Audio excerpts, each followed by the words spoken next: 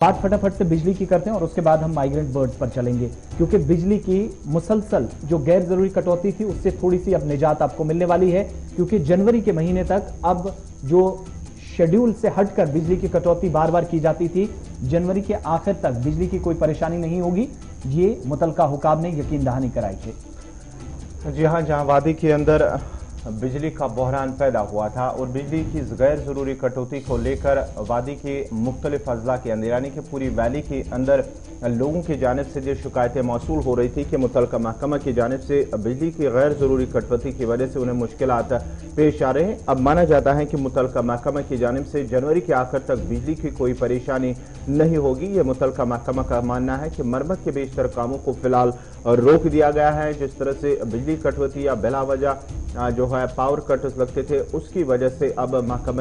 मुतलका महकमा की जानिब से उससे बिजली मुतासर अब नहीं होगी, क्योंकि जिस तरह से रिपेयरिंग का काम होता था और बिजली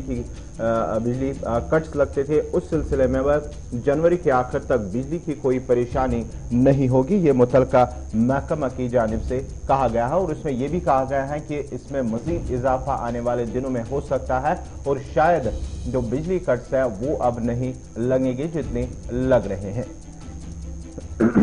मुरम्मत का काम जिन जिन एरियाज के अंदर चल रहा था और